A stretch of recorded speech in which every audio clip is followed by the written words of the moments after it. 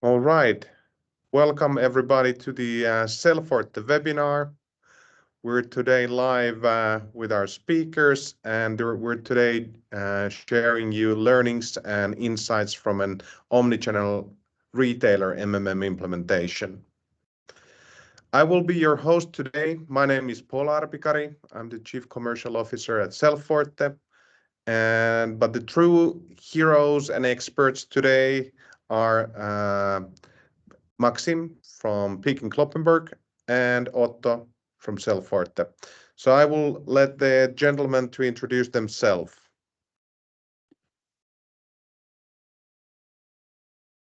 Please, Maxim.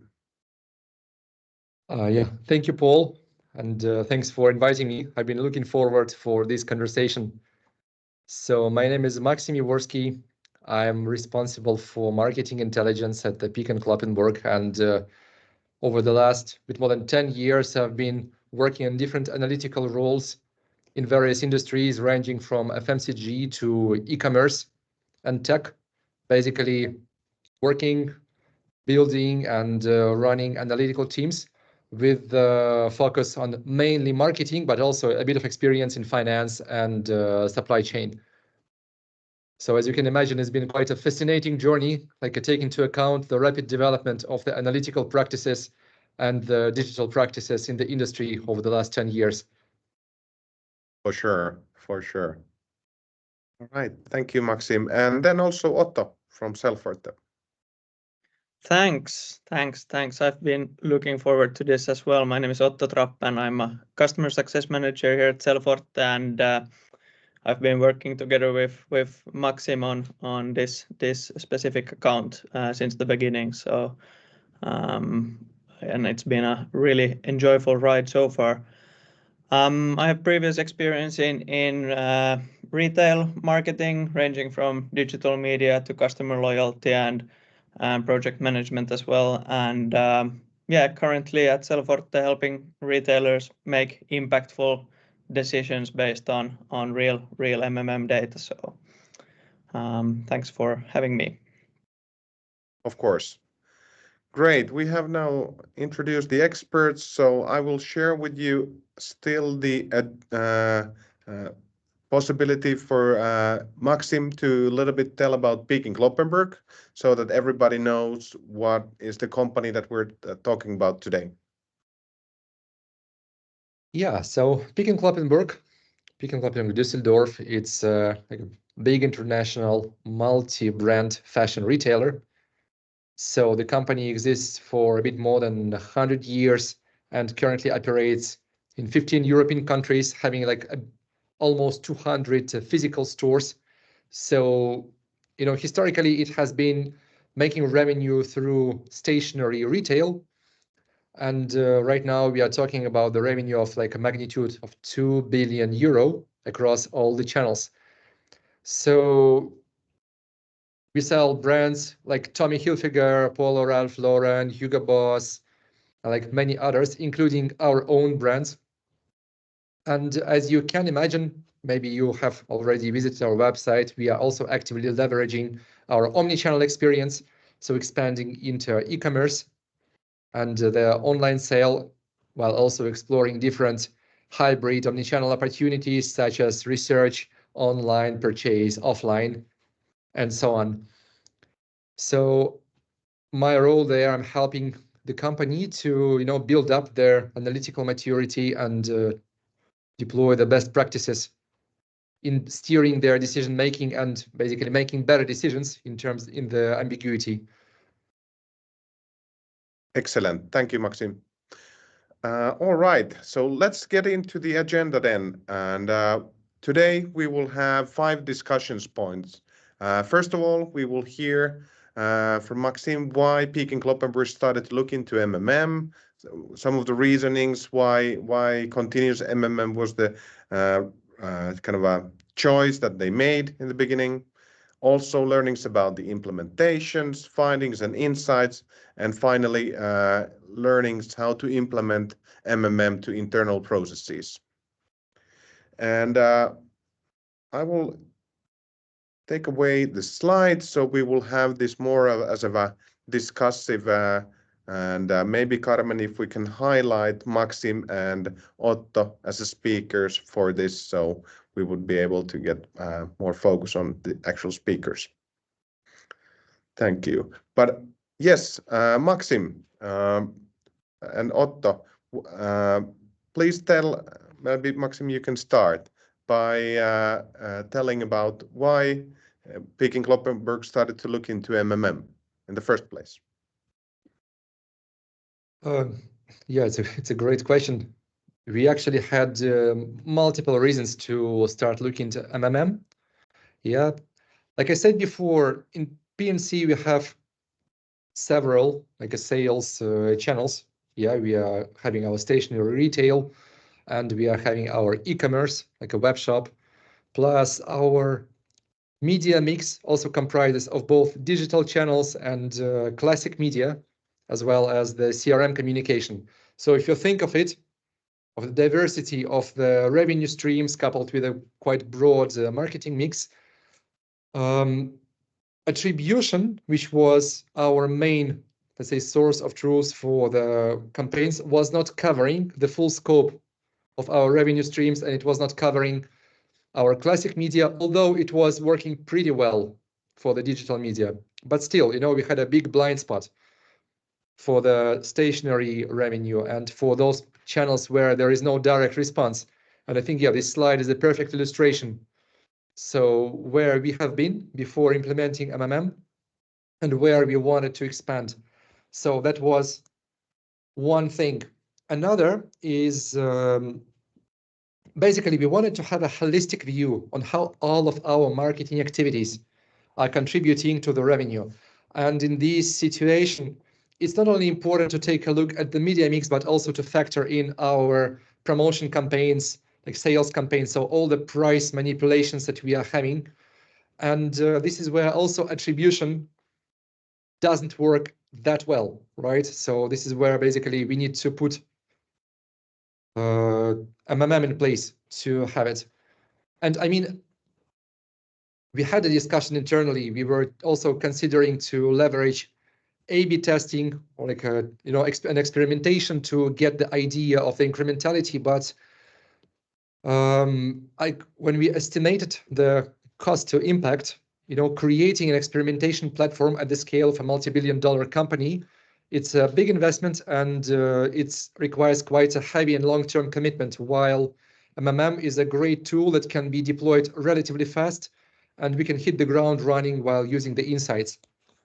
Not to mention other factors such as death of cookies that, you know, with all the privacy concerns and recent changes, that also undermines the effectiveness of the attribution. So I think those were the major considerations. So we have a significant share of the stationary revenue where there is no like a direct response between marketing channels and sales. We have significant share of classic media. We wanted to also be able to factor in prices and discounts, and yeah, privacy and the reducing effectiveness of the attribution tracking. Yep. So long answer to your short question. No. Yeah. And I remember when we had a discussion, you mentioned that, of course, there are these one-time projects, but you choose to look into continuous MMM. Can you explain a bit what was the reasonings to focus on the continuous MMM? Oh yeah, it's actually a great question. We had also this discussion. Should it be kind of one-off exercise where we get the picture of where we are now, and you know, just to use it for further steering, or should we review it regularly? We have chosen to do it in a continuous way for two major reasons. Like first, we wanted to have MMM as the essential part of our steering process. So on a monthly basis, we are taking this holistic view on how our branding, performance, CRM activities, promotions, how they contributed to the revenue, and then change the course of the campaigns if we see that some of them are not contributing enough, and to be able to run the simulation and see what we can do in the future to offset the impact. So reason number one was clearly that it should be a part of our regular steering process. And for that, it needs to be continuous. And second, I know it will sound like a shameless cliche, but it's agility. And what I mean there, when we were deploying MMM, we had an idea of several like analytical gaps which we wanted to fill, several questions we wanted to answer, but we didn't know what other follow-up questions will pop up. So we had a choice. Either we spent like months and months into, discussing the requirements and having the theoretical discussions of like what should be there, and then spend another long time into implementation, or we go with a kind of MVP, so something that we can deploy in a matter of a few months, take the first look, and then figure out, okay, what are the next questions we want to answer? Then do the V2, upload additional data, retrain the model, then run it again. All right, then figure out where we want to zoom in as a next step. So I think continuous improvement is much better in terms of product management if we take data as a product, and the MMM solution like Sellforte as one of the components of this product. I think it's much more effective strategy, especially now when the environment is changing fast and new factors are kicking in every now and then. So yeah, the second factor was basically agility and ability to implement new learnings fast and adjust the product to the new needs. All right, thank you. Yeah, Otto.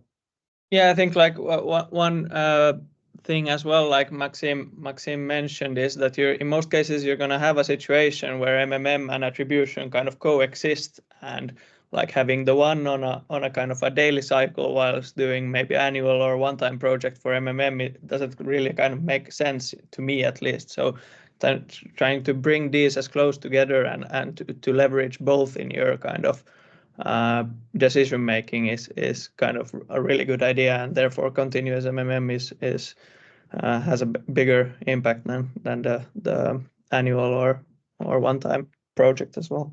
Sure, For sure. 100%. And I can imagine probably one of the scenarios where like one-time implementation could make sense is when, for example, a consulting company is working on a project with a client and they want to make some kind of snapshot analysis or draw a quick perspective. Then yeah, probably one-time MMM could be a good way to give an outside-in view on how the company is performing. But that's probably the only case that comes to my mind where it could make sense. Yeah, true that. Yeah. All right, so then we will move next to the implementation. So I would like to, since Otto and Maxim, you worked hand in hand in the implementations, the audience is probably willing to hear what you got to say about that. But I will just, before you start about that, I will remind everybody on the line that please ask questions. And when there's a question that you want to ask, just write it in the chat and we will answer the questions at the end of this webinar. We will have a 5-minute slot at the end of that. So whenever you will have a question, just put it on the chat. But please, Maxim and Otto, tell us a little bit about the learnings of the implementation. How did it go? Where would you, if you would do it now again, where would you put focus?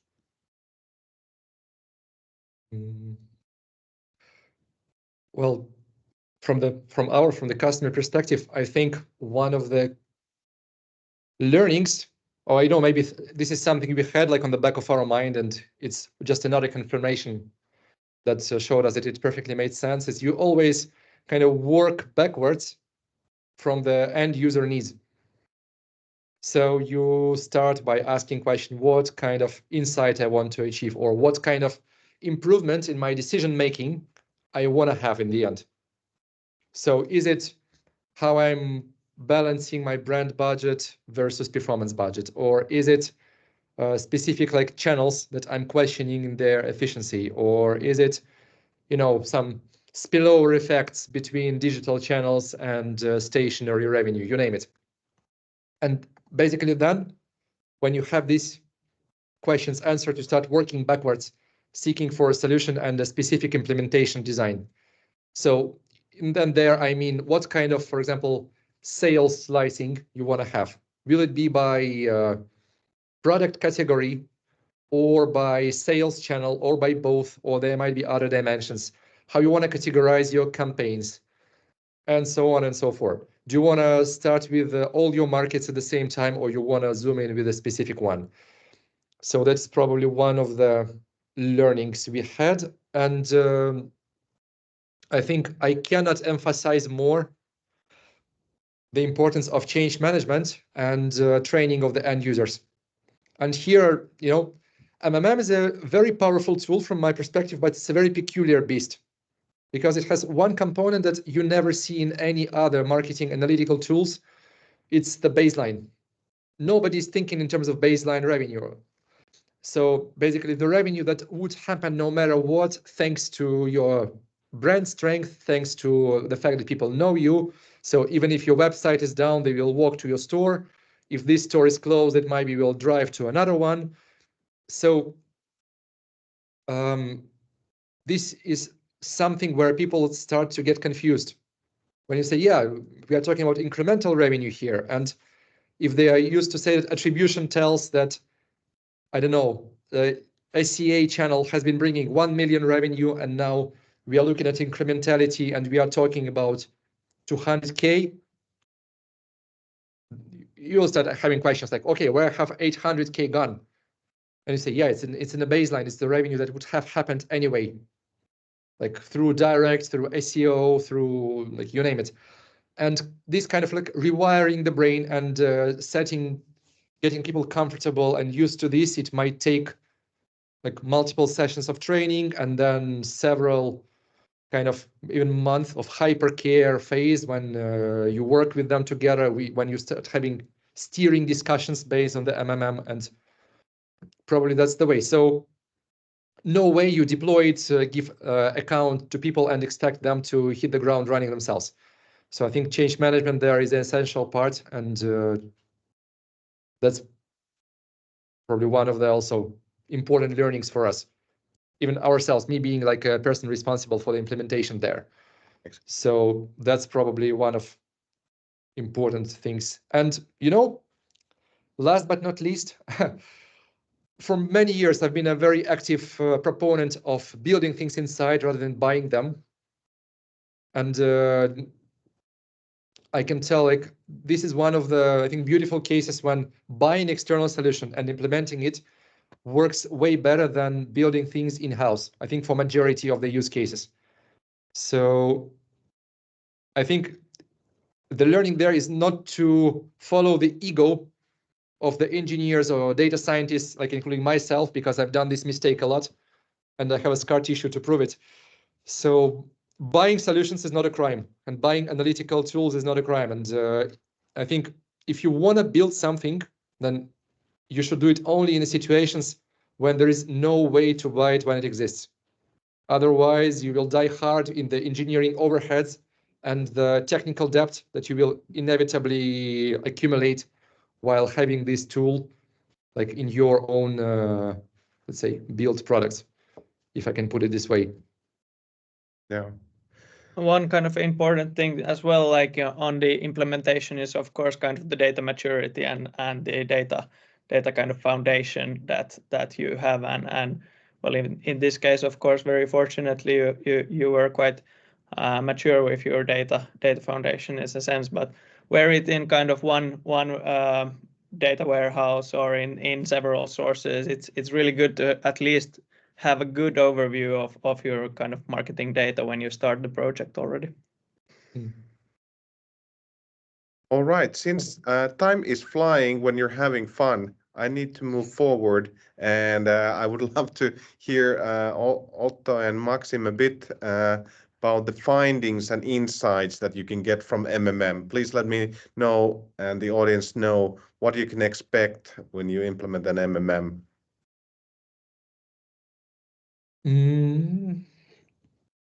This is maybe one of my favorite points of the project, when I kind of when we get kind of the first results from the MMM and we are able to kind of present them to the other side of the table, to Maxim and more specifically maybe to the end users who kind of in the first place already kind of stated the use cases for the MMM. So that's like one of the most fun parts. But yeah, Maxim, what did you think that were the main insights? Oh, there are quite a few. To be honest, it's a bit even hard to cherry pick which one to start with. But well, interesting thing, yeah, for us that and the most important thing probably that we have finally revealed the impact of our marketing effort into our stationary revenue, where there was no way to directly trace it through UTM parameters or links. Yeah. And so going back to this matrix that we showed in the beginning with kind of classic media and stationary brick and mortar stores that you didn't have an insight in previously. Yeah, so basically we could safely switch from more like intuition and expertise-based steering to evidence-based steering. And that's, I think, a big breakthrough. And another quite, I think, cool part is we could finally confirm, again, the spillover effect between investment into the e-commerce and the revenue uplift in stationary, so-called research online, purchase offline. So, for example, we saw that even investment in CPC campaigns that are supposed to drive traffic to the store and to drive conversions in the e-commerce store, they somehow were also contributing to the revenue uplift in stationary. So that was basically another confirmation that, yeah, omni-channel retail is not a fantasy, it's a reality, and this should be also considered seriously. So another highlights the steering of omni-channel kind of perspective as well. And clearly, right, that it was very curious to compare the difference between ROI of the channels in the attribution, like a model, and versus the MMM. Yeah. And you could clearly see that channels with a higher conversion rate and that are typically conversion focused are getting much more, like, let's say, favorable picture in the attribution, while, for example, branding channels or, you know, traffic focused channels are not having that high ROI, while basically MMM has shown that no, actually branding works and it drives quite a significant uplift. And I think it was a very important step for us also to calibrate our perception of channels. So not sticking only to the attribution, but also to the media mix modeling from our side. So these are kind of 3 learnings that come to my mind here and now. Good, thanks. Also, so that we will have covered the last point, so we definitely want to tell the audience also about how to implement MMM then to the internal processes. If you maybe can enlighten something about this, Maxim, please. Okay, maybe I'll start repeating myself. Sorry for that, but yeah, work backwards from the use case. So have a clear picture of what kind of questions you want to answer. Yes, and change management, mission critical thing, and because, you know, adoption eats strategy for the breakfast. And if you don't put enough effort, the media mix modeling, I'm sorry for this analogy, it will be like a tiger in a pimp's backyard, just like beautiful but useless. And I think one of these kind of adoption steps is to get people used to the fact that there is no final truth, that it's always some kind of triangulation between MMM, attribution, split tests, and the truth is somewhere in between. And in this thing, it's important to invest time to bridge the insights between different models and to get people used to the new picture. So kind of secure more time for that. I would say that's one of the important things. Last but not least, yeah, data infrastructure. Have your data foundation in place. So if everything is already in order, if you have like your data governance is structured, you have your data catalogs, you have it accessible in a queryable, ideally in some cloud environment where it can be easily accessed from the applications, you're pretty well set. Otherwise, it might be a bit tedious to connect all the different data sources and set up the recurring data refresh. But it's probably a separate topic about the digital transformation and setting up the data engineering in place. Sure. Also, then one thing kind of in connection to the change management and kind of to the triangulating the truth as well is kind of to define the role of MMM within the organization, right? I think you worked quite a lot with that, Maxim, right? That you kind of want to understand where can we use the results of MMM and how can we use them, and not kind of and to clearly define that within the organization to everyone. Yep. And I think one of the big wins for MMM, if I can kind of summarize it, that it's a great tool to bring to one table all the leadership team across marketing who run their campaigns. Some are responsible for the branding, some are responsible for promotions, some are responsible for digital media and performance, like CRM campaigns, you name it. And basically to bring them together and show this holistic view where all their efforts are harmonically fitting into one, let's say, common result. And it really helps to kind of create a good, commonly accepted picture of how each team contributed to it. Because I think everybody who has ever worked in marketing and tried to bridge the impact of campaigns, when you analyze them separately and when you try to estimate incrementality separately, you always end up in a situation when everybody is trying to drag the blanket on their side.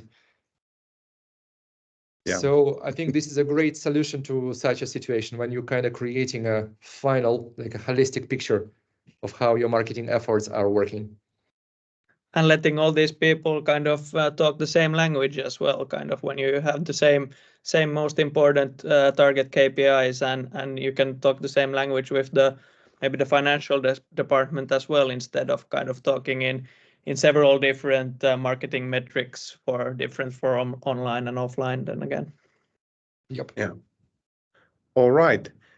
So since we have only a couple of minutes left, I will just showcase that these are the summary of the learnings that we have discussed today. Thank you, Maxim, for pointing out the things as a MMM great enabler for holistic view. Works particularly well in omnichannel retail, can be a bit unconventional at first, but to book enough time for change management. Loves clean historical data in buy versus build, better buy, and when you then select solutions, not only with descriptive analysis, but also predictive features. That makes fully sense. And I think the optimizer have been in strong usage in Peking Cloppenburg side. I want to highlight that there was a question from Aske that maybe each of you can take. How do you factor in that some channels have limited inventory? And if Aske wants to further comment this question, please do. It's a great question, actually. It's the exact conversation we had with one of our teams. Well, for P&C, we don't have big deviation in the inventory levels across the channels. Yeah, but speaking about the limitations of the MMM and this example specifically, it's a great point that, for example, MMM is agnostic about the content of your campaigns. So if you have changed creative and it did not work, MMM will not be able to factor it. If in general your company has reduced the inventory level and reduced its like revenue targets towards which it's steering, same story, right? Because in the end, your revenue is not steered purely with marketing investment. There are several factors that are here. So if I can answer in a more general way to a question of Aske, MMM is a tool. It has its limited area of applicability where it works particularly great. And I think it's a pretty powerful tool for the marketing, but it should not be treated like a holy grail of revenue steering across all the functions, including supply chain or inventory management or finance, or you name it. Good. And I think we can have just one more additional question, and then we probably need to end it. But there was a question that how long did it take from setup to production in your case by Frank? I think it took us longer than we wanted, to be frank. So we started, I think, in September. The active implementation phase started in September, and we had our first results end of November. So 3 months plus, before we spent several months on the vendor selection, contract negotiation, and all those kind of pre-launch activities. So I think 3-4 months, that was the period from when we started to actively work and to the first results when we looked at the data and started our first interpretation. And Paul, if you don't mind, there is another very interesting question that I cannot skip. Yes, it's from please Frank. answer. Yes. Like, how did we align MMM and attribution? Basically, right now, since it's been like not too long since the implementation, we are still having these two sources of truth independently, but we plan to introduce like a calibration factor to the ROI of the channels according to the attribution, to be able to see the adjusted ROI from the channels in there. But overall, to be honest, like, I think attribution works particularly great for short-term steering. So you don't have to jump in straight and change its logic and implement MMM there like from the day one. And MMM, on the other hand, is a great tool for kind of midterm of like, month longitude or longer. So they perfectly coexist and complement each other. But answering the question, we will introduce the calibration coefficient to the ROI of the attribution channels. And right now we are developing the methodology that will fit best the Peak and Cloppenburg marketing process. So maybe if we can have another webinar in a few months and tell more detail about this exercise. That would be great. That would be great. Hey, all right. We are a little bit already over time, so huge thanks to you, Maxim and Otto, for sharing the insights, and thank you for the audience for the participation. And if you still have something to ask from our experts, of course, you can send them LinkedIn message or email, and we will share this video with you afterwards. And thank you for all participants. Thank you for being here today. Thank you so much. Thanks, Paul. Thanks, Maxim. Bye-bye. Thanks. Bye.